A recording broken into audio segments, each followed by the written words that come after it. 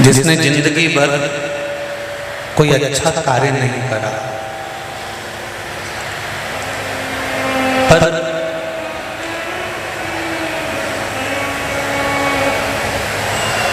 उसकी माता ने एक पुण्य का कार्य किया था। शिव महापुराण का यह महत्तम वर्णन करता है कि देवराज की माता प्रतिदिन शिवजी के मंदिर जाती थी और एक लोटा जल समर्पित करती थी।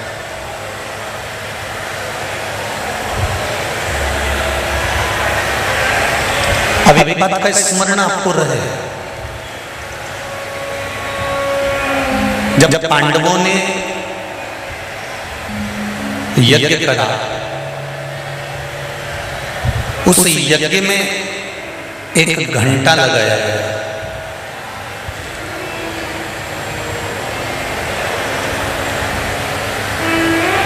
पहले के यज्ञ का एक नियम था कि यज्ञ में घंटा लगता था और जब यज्ञ की पूर्णाहुति होती थी तो वो घंटा अपने आप बज जाता था। उसको बजाया नहीं जाता, उसको बजाने की जरूरत नहीं पड़ती थी, वो घंटा अपने आप बज जाता था।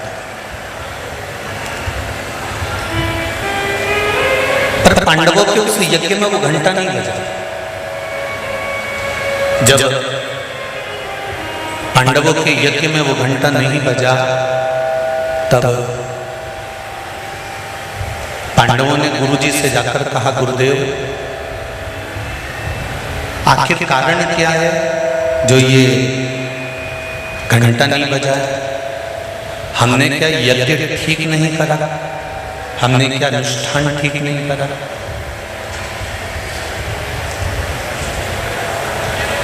कभी कभी ऐसा हो जाता है। आपने किसी को पशुपति व्रत के बारे में बताया, आपने किसी को कोई उपाय बताया कि तू ये कर ले, और उसने वो करा और उसका काम हो गया, और तुम वो उपाय 4 बार कर चुकी तो तुम्हारा काम नहीं हुआ। कभी कभी होता है ऐसा नहीं है कि नहीं होता। उसका कारण क्या होता है? मन में विश्वास की जागरूकता।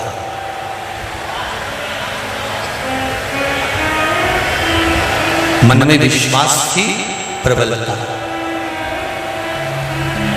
जिसको आपने बताया उसने आपकी वाणी पर विश्वास कर लिया, और विश्वास करने के बाद उसने वो उपाय कर लिया। पर हो सकता है हम मंदिर जा रहे हों, हम देवालय जा रहे हों, हम नर्मदा जी के घाट जा रहे हों, हम प्रयागराज जा रहे हों, हम भगवान के मंदिर पहुंच रहे हों, उसके बाद भी हमारे भीतर इतना विश्वास जागृत नहीं हुआ। मैंने तेरे ही भरोसे ओ बाबा, तेरे ही भरोसे हवा बिच उड़ती जाऊंगी, बाबा डोर हतो छड़नी ना में कटी जाऊंगी।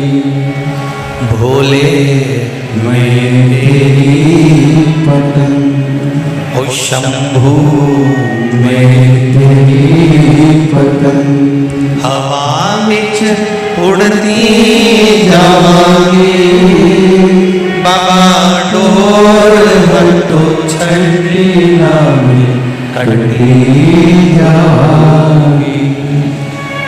हमारा विश्वास, हमारी दृढ़ता, हमारा भरोसा प्रबल होना चाहिए।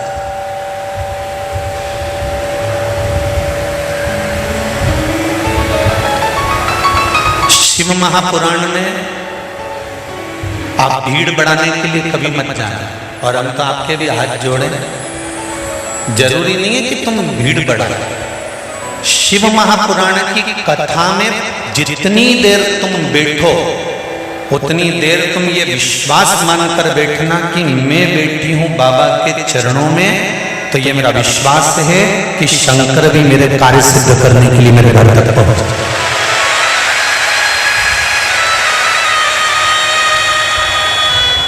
दिखावा करने की जरूरत नहीं है बाबा देवादिदेव महादेव की कथा में। बहुत सरल भाषा में आओ। वैसे भी बारिश चल रही है, अच्छी अच्छी साड़ियां सब घर में रहने दो।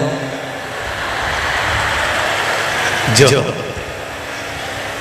पानी में बेकार हो भी जाएगी, बस ऐसी ही पहन के आ जाए, ठीक है? क्यों? शंकर भगवान कहते हैं मेरे पास में दिखावे की जरूरत नहीं है। अगर तुझे आना है तो विश्वास लेकर आना। और जैसी है ना, ये भगवान कहते हैं ना, सावन के महीने में इतनी जल वृष्टि क्यों होती है?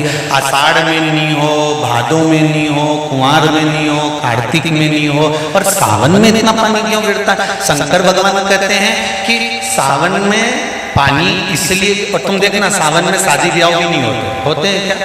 क्योंकि दुल्हन ब्यूटी पार्लर से आए और पानी गिर जाए तो जैसी थी वैसी की वैसी हो जाए। तो शादी ब्याह भी सावन में। भगवान शंकर कहते हैं कि सावन में मैं इतना पानी इसलिए गिराता हूं कि तेरे भीतर जो विश्वास है, तेरे भीतर जो भक्ति है, वो सम्मुख है। तू जैसा है वैसा ही है, उसमें कुछ बदलने की जरूरत नहीं।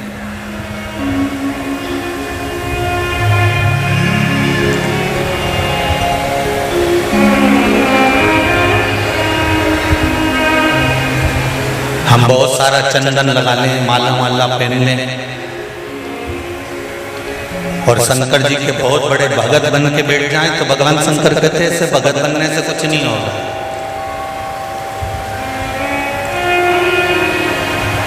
शंकर भगवान की कथा कहती है, तू तेरे घर से निकल कर आ, विश्वास लेकर चल। एक लोटा जल तेरे घर से जब तू लेकर चले तो ये विश्वास लेकर चलना कि मेरे घर की पूरी टेंशन, पूरी चिंता, पूरी समस्या, पूरा दुख मैं बाबा को समर्पित करने के लिए जा रही हूं। उसका है तो उसको देने के लिए।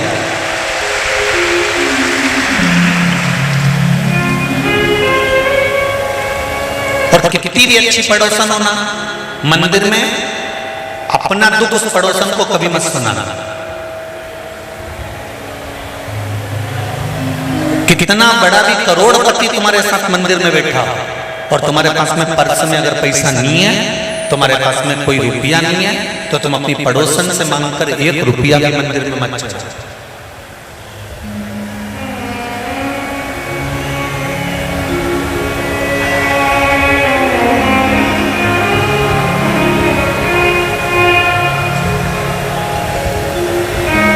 भगवान के दरवाजे पर जाओ और पड़ोसन से 10 रुपए मांगकर आरती में चढ़ाओ, या भगवान की गुल्लक में चढ़ाओ, या भगवान के चरणों में चढ़ाओ, तो भगवान को बुरा लगता है। बोलो सही है कि गलत है? सास तुम्हारे साथ है और तुम पड़ोसन से कह रहे हो, काकी जी अचार कैसे डालते हैं, तो सास को बुरा नहीं लगेगा कि मैं घर में बैठी हूं, तुम मुझसे तो पूछ कि अचार कैसे डालते हैं। मेरे हाथ का अचार तो पूरे मोहल्ले के लोग खाते हैं और तू पड़ोसन से पूछ रही, तो ये सास का अपमान है। भगवान के मंदिर में बैठकर अगर पड़ोसन से मांग कर भगवान को 1 रुपए भी देते हैं तो इसमें भगवान का अपमान होता है। हमें क्या करना चाहिए? पड़ोसन से मांगने की जगह भोलेनाथ जी से कहना चाहिए कि तू मेरी झोली इतनी भरना कि मैं दोनों हाथों से तेरे मंदिर में देकर चलूं, मुझे मांगने की जरूरत नहीं पड़े, मुझे किसी के आगे झोली फैलाने की जरूरत नहीं पड़े। तेरा ही दिया मैंने खाया पिया, तेरा शुक्रिया, तेरा शुक्रिया मुझे मेरे बाबा ने बहुत दे दिया है, तेरा शुक्रिया है, तेरा शुक्रिया है। जब खेड़ापति सरकार समिति और लक्ष्य संस्था दोनों सीहोर आई कथा लेने के लिए, तो हमने पूछा कथा कौन करवा रहा है, तो कहा खेड़ापति सरकार और लक्ष्य संस्था करा रही है। हमने कहा जब खेड़ापति सरकार और लक्ष्य संस्था करा रही है तो ये निश्चित है कि खेड़ापति सरकार ही कथा कराने वाले हैं और लक्ष्य संस्था ही कथा कराने वाले हैं। कल जब हम आए इंदौर में तो जीतू पटवारी जी के पिताजी श्री रमेश चंद्र जी पटवारी जी के घर पहुंचे। हम जीतू पटवारी जी का घर नहीं बोलेंगे, हम श्री रमेश चंद्र जी पटवारी जी का घर बोलेंगे कि माँ बाप जब तक बैठे हैं सब कुछ उनका है। तो हम पहुंचे तो हमने कहा कि बड़ी कृपा हुई है जो बाबा ने कथा कराई है। तो श्री रमेश जी कहते हैं पटवारी साहब कि गुरुजी ये तो महाकाल राजा की और खेड़पति सरकार की करुणा 70 वर्षीय है जो इस क्षेत्र में कथा का आयोजन हो रहा है। ये कथा किसी एक की नहीं है, ये कथा किसी एक व्यक्ति की नहीं है, ये कथा आप सबकी है और आपके विश्वास की है। इसलिए श्रावण के महीने में शंकर भगवान खुद इस शिव महापुराण को लेकर यहाँ पर है। किसी एक के बस का नहीं है।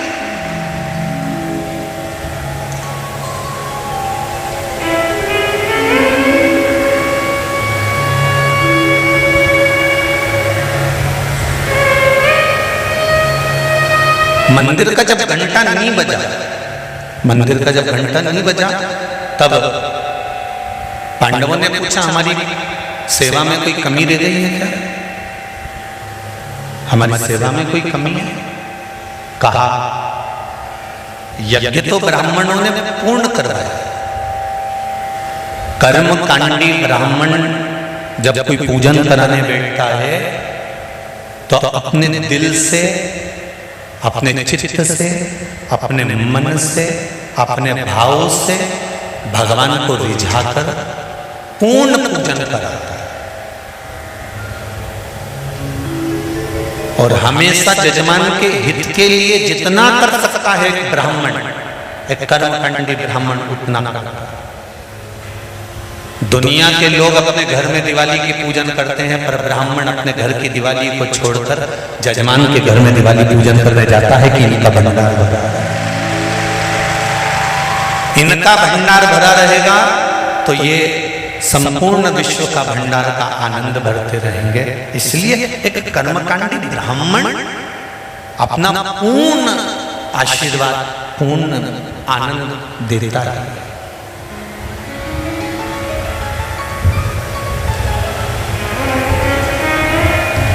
महाराज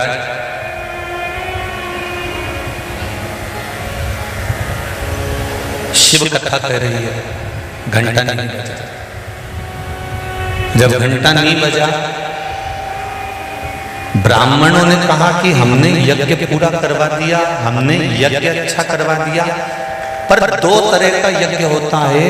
एक यज्ञ में सांकल्य दी जाती है, दूसरे यज्ञ में जो तुमने पूरे नगर में डोंडी पिटवाई की भंडारा भंडारा भंडारा भंडारा, और कोई भोजन करने से वंचित रह जाए, कोई भोजन करने से वंचित है, जरूर कोई भूखा रह गया। पता करो कि कौन भूखा रहा।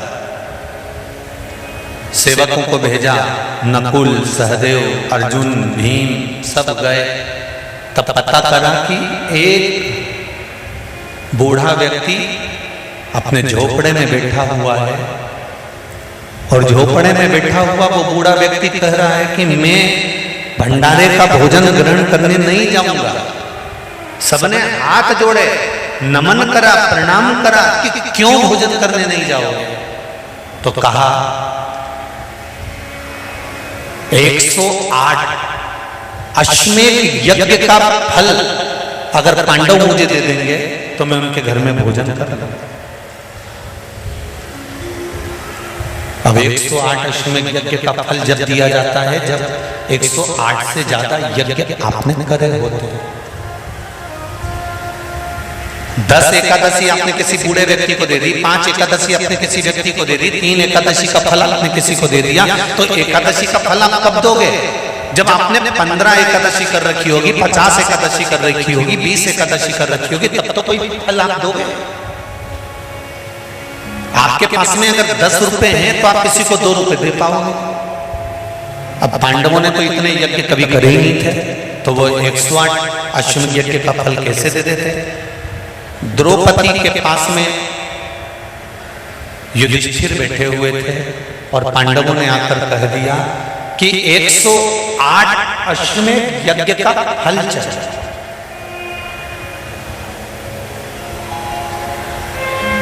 108 अश्वमेध यज्ञ का यदि फल मिलेगा तब वो बूढ़ा व्यक्ति भोजन करने के लिए आया। कहा, द्रौपदी बोली हमने इतने यज्ञ नहीं करे, पर चलो मैं उस संत को मनाने के लिए चलती। द्रौपदी के लिए पादुका लाई गई, द्रौपदी ने पादुका नहीं पहने। द्रौपदी के लिए रथ लाया गया, द्रौपदी ने रथ पर नहीं बैठी। पैदल द्रौपदी उस संत के दरवाजे पर पहुंची और बाबा से कहा, बाबा आप हमारे यहाँ चलकर भोजन करिए। बाबा कहते हैं 108 अश्वमेध यज्ञ का पुण्य दो, तब मैं तुम्हारे घर में भोजन करूंगा। द्रौपदी कहती है मैं 108 अश्वमेध यज्ञ का पुण्य देती हूँ। बाबा ने कहा, द्रौपदी तेरे पतियों ने तो इतने यज्ञ नहीं करे, तूने इतने यज्ञ कब कर लिए? द्रौपदी कहती है, बाबा हमारे शास्त्र कहते हैं, हमारा धर्म कहता है, हमारे वेद और पुराण कहते हैं, जितने कदम चलकर हम भगवान के मंदिर पहुंचते हैं, जितने कदम चलकर हम संत के दरवाजे पहुंचते हैं, जितने कदम चलकर हम शिव महापुराण की कथा तक पहुंचते हैं, उतने अश्वमेध यज्ञ हम अपनी जिंदगी के कर लेते हैं। उतने अश्वमेध यज्ञ हमने कर, और हमारे अश्वमेध यज्ञ कोई साधारण नहीं है।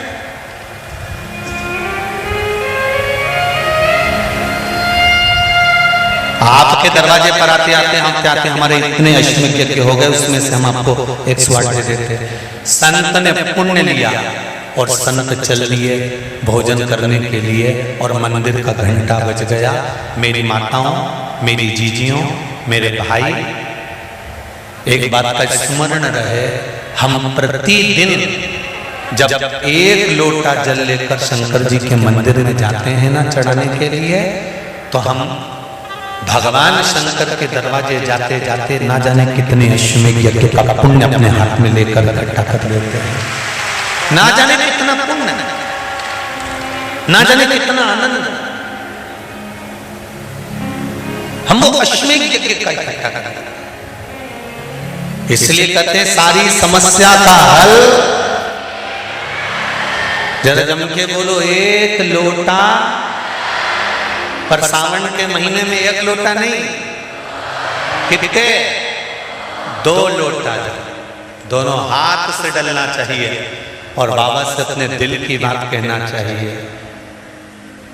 बाबा से दिल का भाव, मैंने तेरे ही भरोसे हो बाबा, तेरे ही भरोसे हवा बिच उड़ती जावांगी, बाबा डोर हटो छड़ी नाम कटी जावांगी। बाबा मैंने तेरे भरोसे पर ये सब कदम किया, इसलिए कहते हैं जब तक जिंदगी है, जब तक जीवन है, जब तक मनुष्य का शरीर है, भगवान के दरवाजे पर जाते रहो। जीते जी भगवान के द्वार जाओ। अपन जीते जी अगर भगवान के दरवाजे नहीं जा पाते, उसका दरवाजा तक हमने नहीं देखा, उसकी चौखट तक हमने नहीं देखी, दुनिया के लोगों ने हंसी उड़ा दी। बताओ मंदिर जाने से कुछ होता? लोटा भर के पानी चढ़ाने से कुछ होता? नहीं होता तो ये पत्र हम क्या करते, ये देखो एक पत्र आया, ध्यान देना।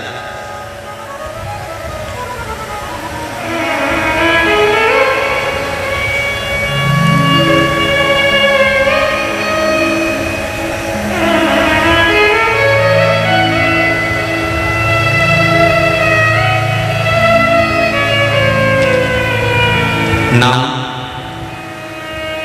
रश्मि वैष्णव। कहीं बैठी हो तो हाथ हिलाइएगा, जहां बैठी हो दोनों हाथ हिलाइएगा। रश्मि जी वैष्णव।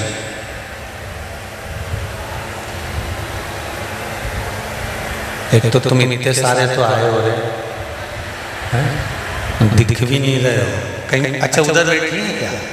जहां बैठी हो तो हाथ हिला देना। रश्मि वैष्णव। 7 VIP श्रीनगर अन्नपूर्णा रोड पंडाल के पीछे ही घर है। अरे वाह, फिर तो पड़ोसी हो। भोलेनाथ जी के गुरु जी। शिव महिमा का मैं क्या बखान करूं गुरुदेव। हमारे भाई का रिश्ता नहीं हो पा रहा था, जहां से भी बात आती थी मना हो जाता, लोग कान भर देते थे। गुरुजी, मैंने आपकी कथा शिव महापुराण की 1.5 साल से सुन रही हूं और मैंने भाई के लिए पशुपति व्रत किया। चौथा सोमवार को ही बाबा की ऐसी कृपा हुई कि एक रिश्ता आया और बाबा की कृपा से वो रिश्ता पक्का हो गया। 9 फरवरी 2023 की शादी निकल गई है और महादेव के आशीर्वाद से लड़की भी बहुत अच्छी मिली है। सोमवार के अगले ही दिन हम लोग कुबेरेश्वर धाम जाकर बाबा को प्रणाम कर कर आए। दूसरा पत्र है राधा वैष्णव, दरीसा माइंस राजस्थान से। कहीं बैठी हो तो हाथ हिलाइएगा। गुरुजी, यही व्रत हमने भी अपनी मामी जी को बताया और मामा जी को नौकरी से निकाल दिया था कारणवश, और उन्होंने भी पशुपति व्रत किया। चौथा सोमवार को ही मामा जी को फोन आ गया और नौकरी लग गई। बाबा के बताए हुए 1 लोटा जल से वही पानी हमने घर के सब लोगों को दिया। गुरुजी, मम्मी की शुगर अच्छी हो गई है, पापा का पैर और भाई को हार्ट हृदय में तकलीफ थी, वो भी बाबा की कृपा से सारे बुलाके झड़ गए। ये शिव। कोई कहे कि शिव क्या देता है, हम कहते हैं एक बार तुम दिल देकर देखो, फिर वो क्या नहीं दे देता है ये उसके ऊपर। आप दिल तो दो।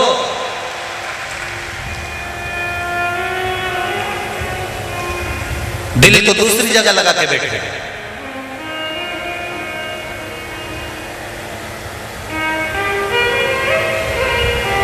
संसार के लोगों को दिल दोगे ना तो रात को 8 बजे से लेकर रात को 1 बजे तक बात करना पड़ेगा। बोलो सही है कि गलत है? जब तक नेट खत्म नहीं हो जाए। और परमात्मा को अगर दिल दिया है तो तुलसीदास जी लिखते हैं, आदि में पुनि एक क्षण भी हमने अगर हमारे भोलेनाथ को दिया है तो निश्चित है मेरा शंभू, मेरा शंकर तुम्हारे दुख की घड़ी में हर पल तुम्हारे सामने खड़ा मिलेगा। हर पल, हर क्षण, समय।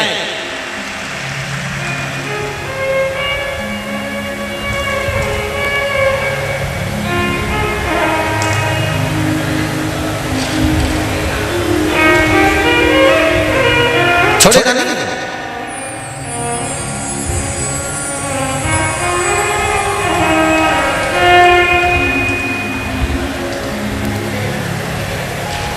महाराज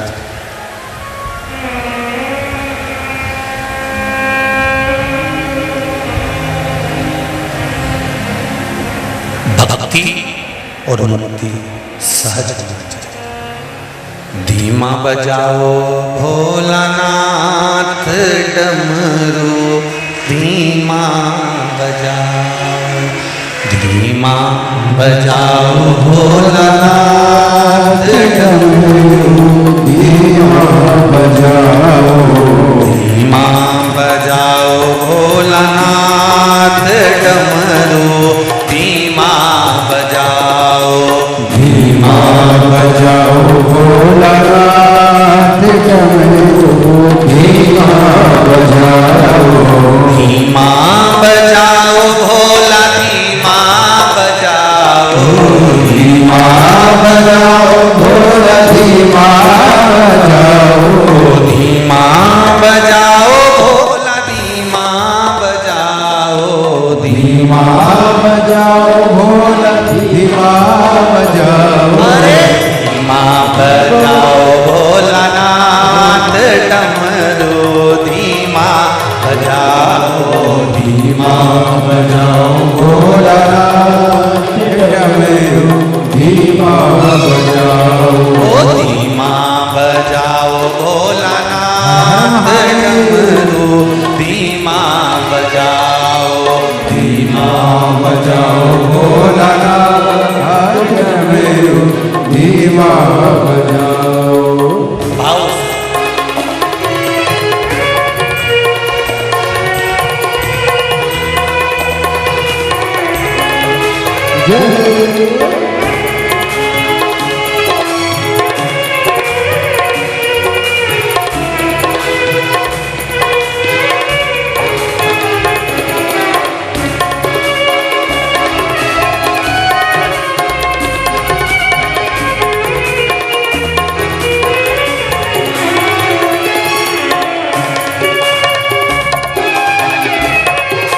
हर हर महादेव।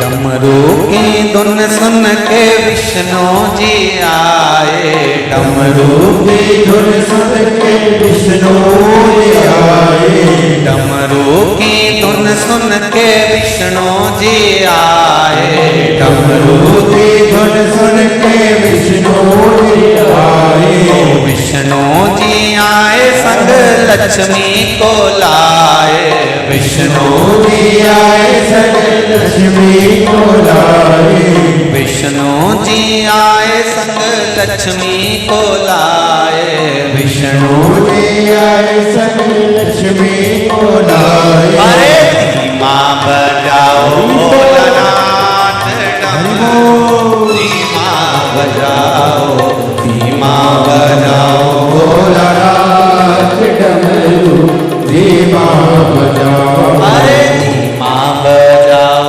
भोलानाथ डमरू धीमा बजाओ, धीमा बजाओ भोलानाथ डमरू धीमा बजाओ। दोनों हाथों से ताली से बजाते बड़े भाव।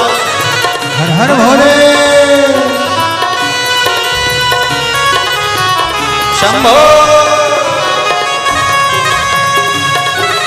भोले शंकर भगवान की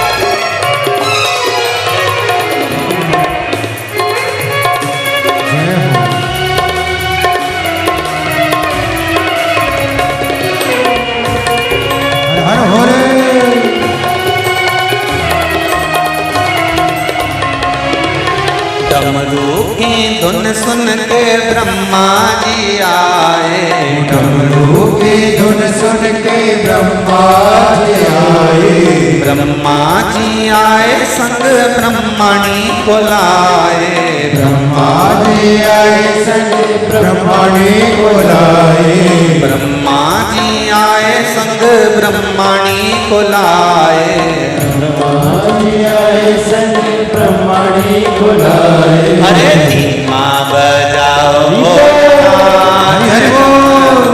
धीमा बजाओ, धीमा बजाओ भोलानाथ डमरू, धीमा बजाओ, ओ धीमा बजाओ भोलानाथ डमरू, धीमा बजाओ, धीमा बजाओ भोलानाथ डमरू, धीमा बजाओ, ओ धीमा बजाओ भोला, धीमा बजाओ, धीमा बजाओ भोला, धीमा बजाओ, ओ धीमा बजाओ भोला, धीमा बजाओ, धीमा बजाओ भोला, धीमा बजाओ, अरे धीमा बजाओ भोलानाथ डमरू, धीमा बजाओ, धीमा बजाओ भोलानाथ डमरू, धीमा बजाओ। जय हो।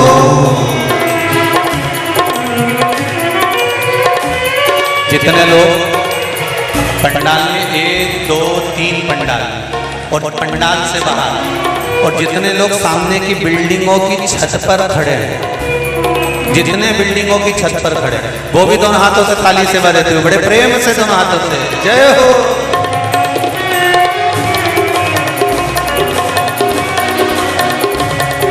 हर हर भोले, हर हर भोले,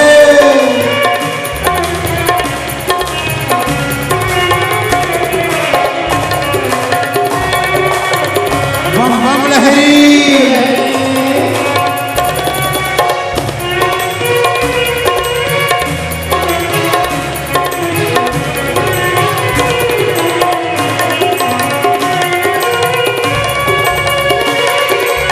जय हो,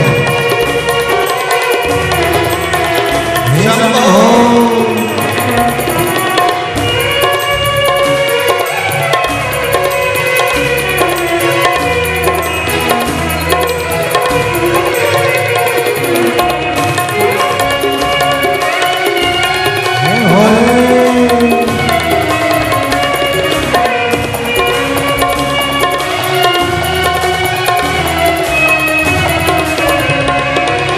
डमरू की धुन सुन के राम जी आए, डमरू की धुन सुन के राम जी आए, ओ राम जी आए संग सीता को लाए, राम जी आए संग सीता को लाए, राम जी आए संग सीता को लाए, राम जी आए संग सीता को लाए। अरे धीमा बजाओ भोलानाथ डमरू, धीमा बजाओ, धीमा बजाओ भोलानाथ डमरू, धीमा बजाओ, अरे धीमा बजाओ भोलानाथ डमरू, धीमा बजाओ, धीमा बजाओ भोलानाथ डमरू, धीमा बजाओ, अरे धीमा बजाओ भोला, धीमा बजाओ, धीमा बजाओ भोला, धीमा बजाओ, धीमा बजाओ भोला, धीमा बजाओ, धीमा बजाओ भोला, धीमा बजाओ, अरे धीमा बजाओ भोलानाथ डमरू, धीमा बजाओ, धीमा बजाओ भोलानाथ डमरू, धीमा बजाओ, अरे धीमा बजाओ भोलानाथ डमरू, धीमा बजाओ, धीमा बजाओ भोलानाथ डमरू, धीमा बजाओ, डमरू धीमा बजाओ, डमरू धीमा बजाओ, डमरू धीमा बजाओ, डमरू ढोल धीमा बजाओ, डमरू धीमा बजाओ, ढोल धीमा बजाओ, डमरू धीमा बजाओ, ढोल धीमा बजाओ, डमरू धीमा बजाओ। ढोल धीमा हर महादेव भगवान शिव ओगड़धानी त्रिकालदर्शी कैलाशी अविनाशी देवाधिदेव महादेव की कथा करे महाराज। भक्ति और मुक्ति ये दोनों एक दूसरे के लिए समर्पण का भाव है। देखिए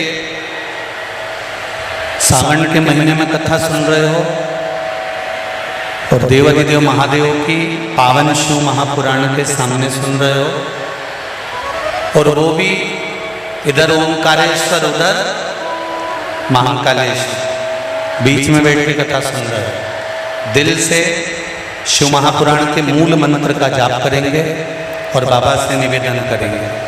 अपने दिल की बात इस मंत्र को, शिव महापुराण के मूल मंत्र को बोलने के बाद बाबा से जरूर करें। श्री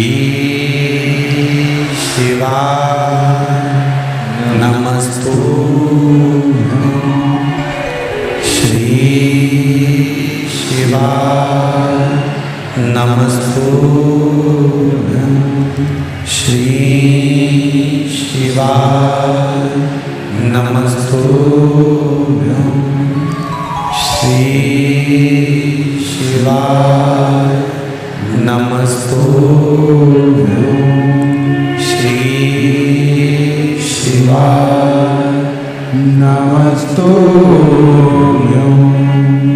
भोला सब दुख काटो मारा, भोला सब दुख काटो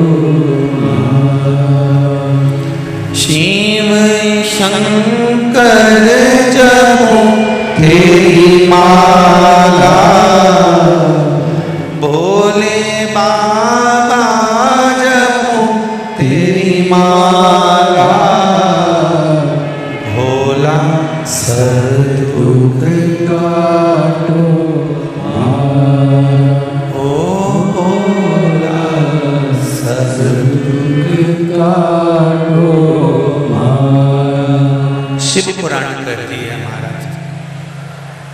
देवराज पाप करने वाला, गलत कर्म करने वाला, पर उसकी माता का एक पुण्य बड़ा प्रबल है।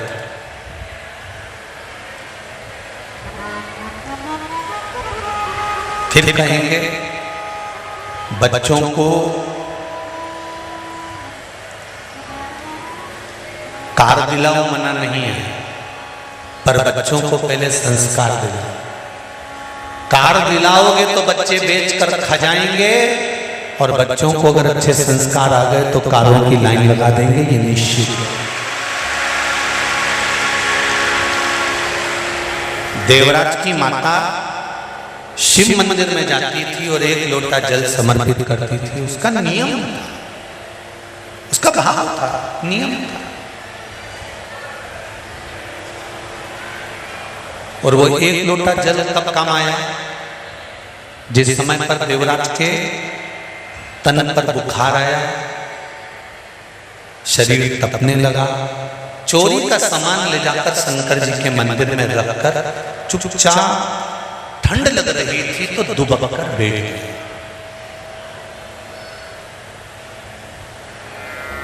कोई वस्त्र नहीं है उसके पास,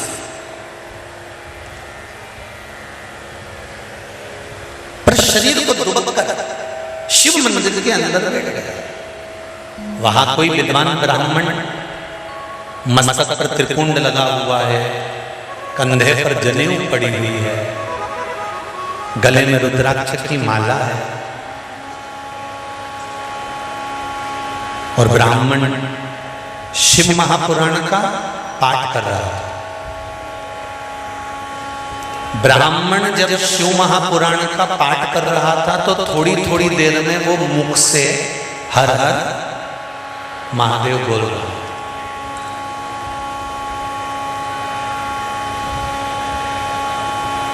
देखिए, महादेव, भोला, हर हर महादेव। बहुत ध्यान देना थोड़ा सा। श्रावण शिवरात्रि शिव महापुराण की कथा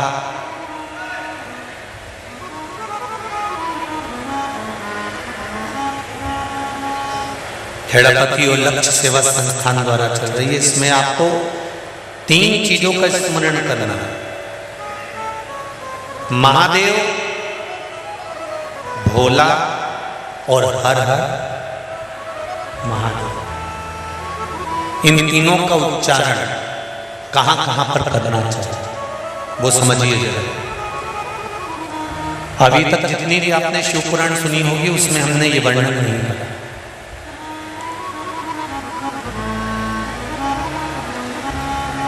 चाहे तो आप पुरानी शिव पुराण यूट्यूब पे डली हुई आप निकाल कर सुनना, उसमें हमने ये वर्णन नहीं करा।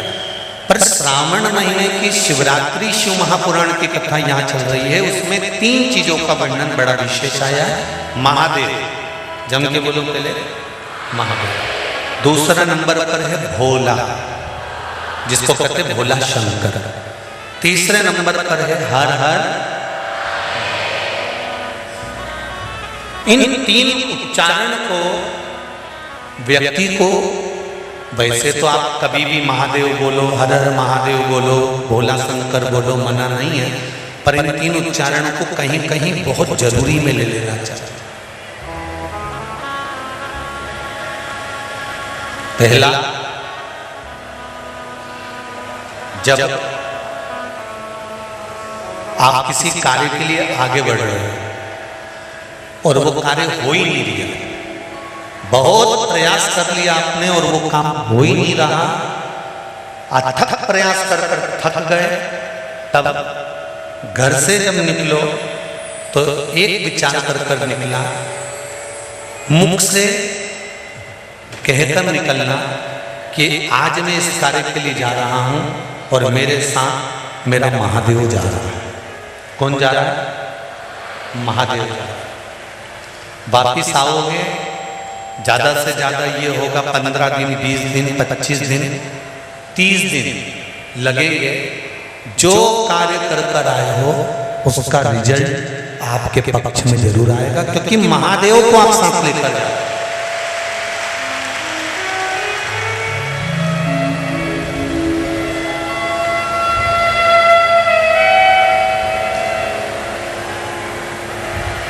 अगर हमने किसी की निंदा कर दी है, हमने किसी की निंदा श्रवण कर ली, हमारे मुख से हमने अपशब्द कह दिया, हमारे मुख से हमने किसी को ताना दे दिया, हमारे मुख से हमने किसी को गाली दे दी, हमारे मुख से हमने किसी को आड़ा टेढ़ा बोल दिया, तो दिन भर में कम से कम 3 बार या तो गंगा जी का स्मरण कर लेना चाहिए, हर हर गंगे, या फिर नर्मदे हर, और अगर ये भी नहीं कर सकते तो हर हर महादेव।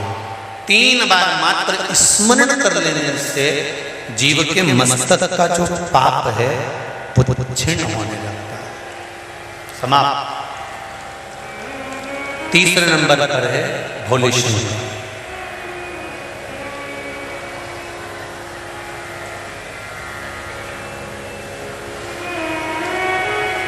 बहुत तेज क्रोध आ रहा,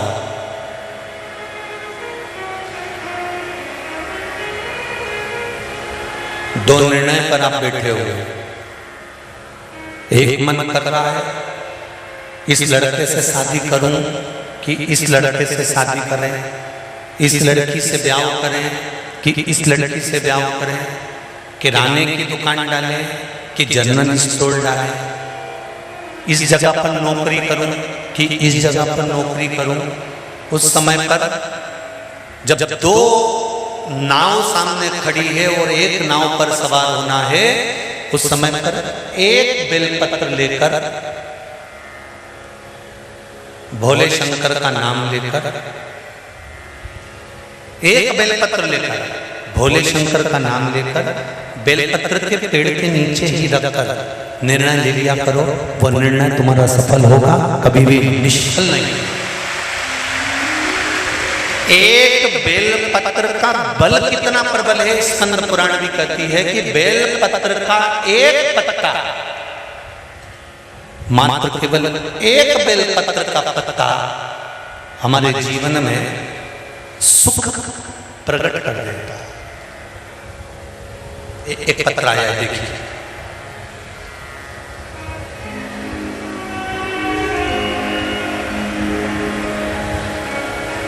मैं प्रेमलता बोरवाल इंदौर से कहीं बैठी हूं तो अपने दोनों हाथ हिला सकते हैं। प्रेमलता बोरवाल, आप ही हैं, दोनों हाथ हिला दें।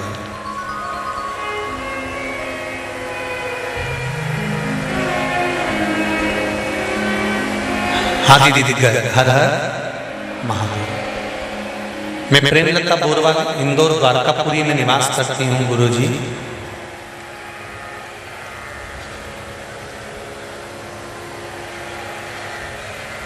मेरे लीवर में तो गांठ लीवर में बन गई थी, लीवर में तो गठान बन गई थी।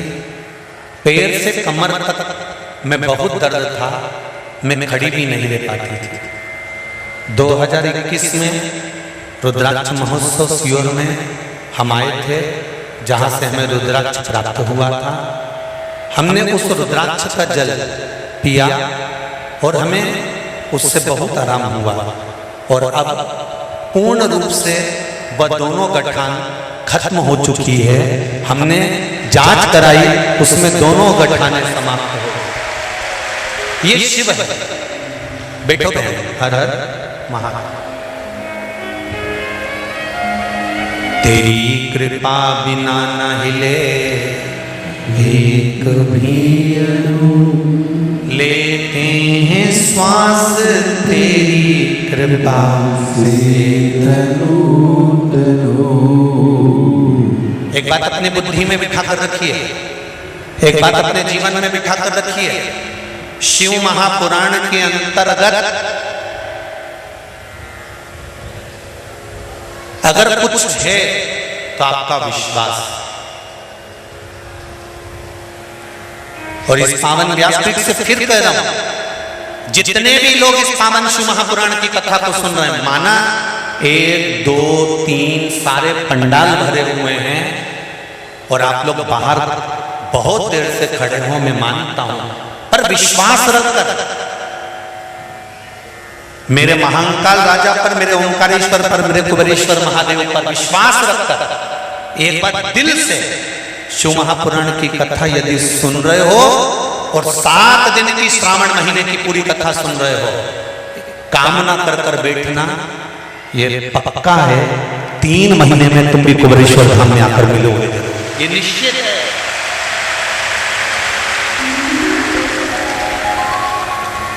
पर विश्वास के साथ में कथा सुनना, दृढ़ता के साथ में सुनना, आपके भरोसे के साथ सुनो, वो मिलेगा।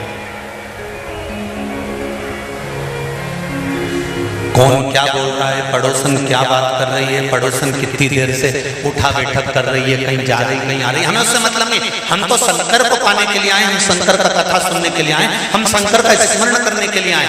इतनी दूर दूर से 10 रुपए 20 रुपए 50 रुपए ऑटो का, गाड़ी का, डीजल का खर्च कर कर इतनी संख्या में आप लोग आकर बैठे हो, तो बाबा आपको खाली तो नहीं भेजेगा, कुछ ना कुछ देकर जरूर भेजेगा, ये निश्चित है। बस दिल लगाना उससे एक बार अगर दिल लग गया ना, फिर कहीं नहीं भटकना पड़ेगा।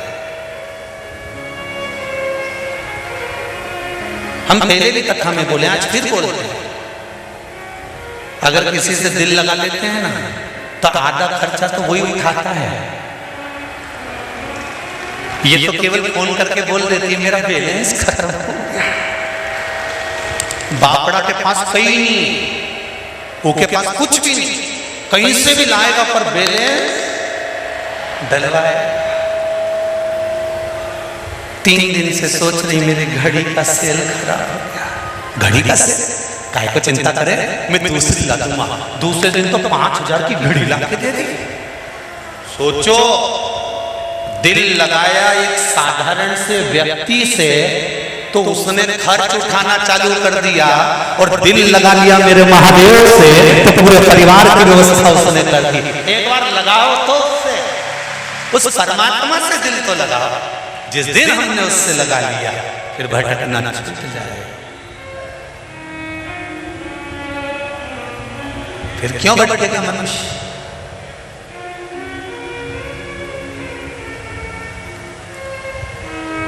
उसके सहारे हो जाए।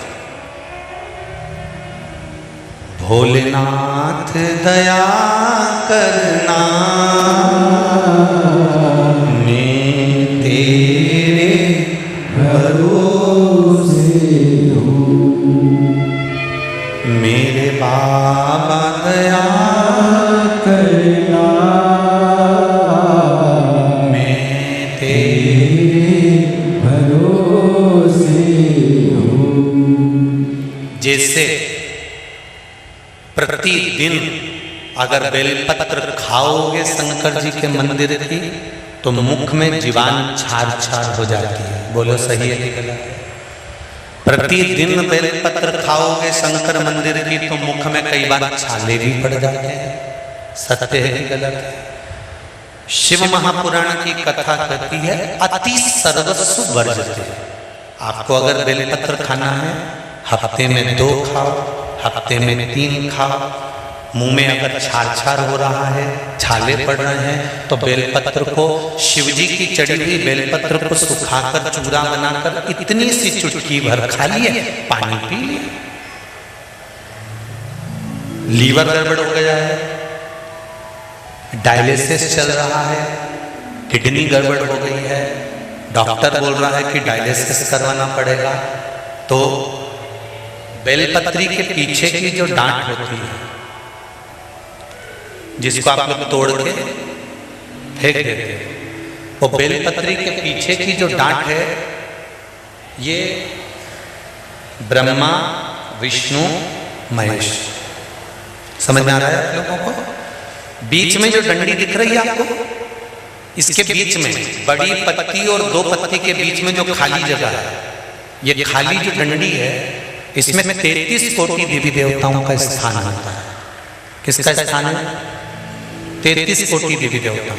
इसलिए बेलपत्र चढ़ाते समय बेलपत्र को इस जगह से पकड़कर समर्पित किया जाता है कि 33 कोटि देवी देवताओं का स्पर्श कर कर, ब्रह्मा विष्णु महेश का स्पर्श कर कर चढ़ाया जाता है। बेलपत्री के नीचे की जो डंडी होती है, ये 2 पत्ती से लेकर नीचे का जो भाग होता है, ये स्कंद पुराण कहती है इसमें 64 योगनियां और मेरी माता पार्वती का संपूर्ण जितनी शक्तियां हैं वो सारी शक्तियां इस डंडी के अंदर विराजमान होती हैं। इस डंडी के पीछे गोखरू होता है जिसको माताएं तोड़ देती हैं। वो जो टूटा हुआ गोखरू रहता है उसमें भगवान शंकर के प्रत्येक गण का भाव रहता है। इनका काम क्या रहता है? जब शरीर में किसी व्यक्ति के जीवन में जब दुख तकलीफ या रोग बढ़ता है तो वो गोखरू जो नीचे का रहता है, वो टूटा हुआ गोखरू अशोक सुंदरी वाली जगह पर चढ़ाकर हफ्ते में 2 बार उसको चबा चबा कर अगर खा लिया जाए तो डायलिसिस की जरूरत नहीं पड़ती, डायलिसिस छूट जाता है, लीवर और किडनी काम करना प्रारंभ कर देते। और अच्छे से सुन लेना, अभी की अभी घर जाकर शुगर की जांच करना, शुगर कितनी भी हाई जा रही होगी, बेलपत्री के नीचे का गोखरू टूटा हुआ अशोक सुंदरी पर चढ़ाकर खाकर 5 से 7 मिनट मुंह में रख लीजिए और उसके बाद शुगर की जांच कर लीजिए, शुगर लेवल में मिलना प्रारंभ हो जाए। बेलपत्री का जो सुख है वो जीवन का आनंद देने,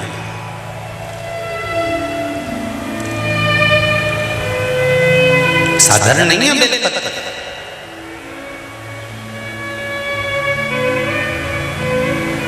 देवराज ब्राह्मण की माता के पुण्य देवराज नाम के ब्राह्मण की माता का एक लोटा जल चढ़ाया हुआ कहाँ काम आया? जब देवराज के शरीर में ताप पड़ा, देवराज बीमार पड़ गया, शंकर जी के मंदिर में चोरी का सामान लेकर बैठ गया। चोरी के सामान को लेकर शिव मंदिर में देवराज बैठ तो गया, चोरी के सामान को लेकर देवराज बैठ गया।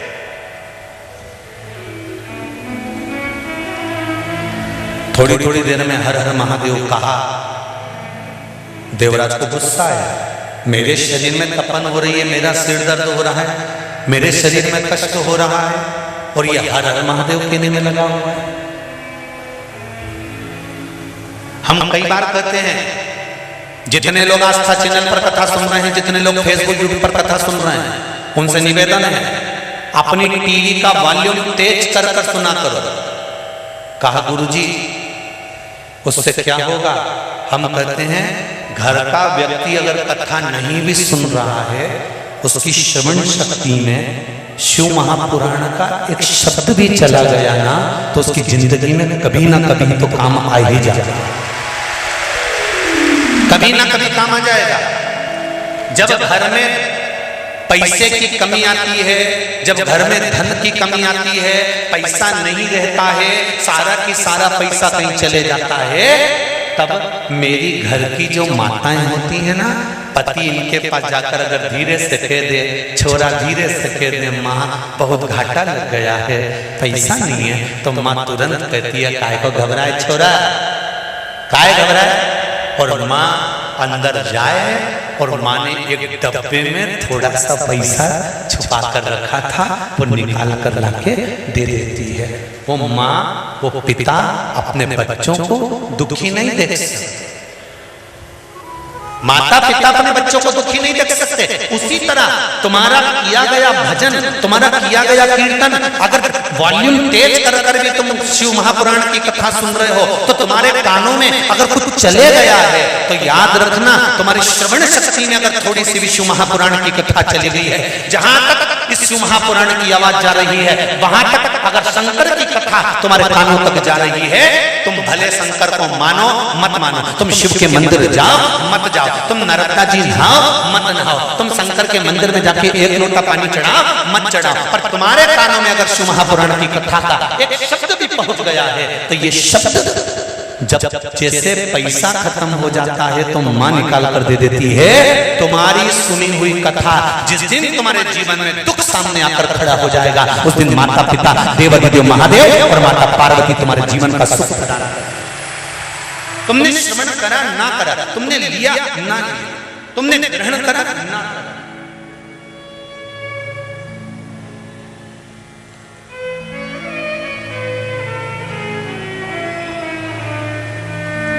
कई लोग कहते हैं महाराज जी इतने सारे लोग आते हैं, क्या सभी लोग आपकी कथा सुनते हैं? हमने कहा नहीं, छोटे भी आते हैं, इसमें कौन सी दिक्कत लगेगी? अब इतने सारे आप लोग बैठे हो, अब आपको भी नहीं मालूम है कि कितनी चोटी बैठी है और कितना चोटा बैठा, किसको मालूम? अरे बोलो तो री जीजिया, सही है कि गलत है? और जितने जीजा बैठे वो भी बोलता सही है कि गलत है? किसको मालूम कौन क्या करने आया? आप कथा लेने के लिए आए और वो आपकी चेन लेने के लिए आया, आप कथा लेने के लिए आए, आपका गले का मंगलसूत्र लेने के लिए आया, किसको मालूम? पर हमने अभी कथा में कहा था, चोरी करने वाला चुरा चुरा के मर जाएगा तो भी चोटा की चोटा ही रहेगा, और जिसके गले की चेन और मंगलसूत्र चले भी गया वो 4 दिन रो भी रहेगी, तो ये पक्का है 15 दिन बाद फिर उसके गले में चेन और मंगलसूत्र आ जाएगा, ये निश्चित है। पर वो चोटा तो, अरे बोलो तो जम के, वो चोटा तो चोटा ही रहेगा, वो जिंदगी भर चोर चोर के मर जाए। इसीलिए निवेदन है, तेरा क्या होगा रे कालिया, संभाल कर मत बुरे कर्म कर बंदे वरना पछताएगा, भगवान की आंखों से तू बच नहीं पाएगा, तू बच नहीं पाएगा।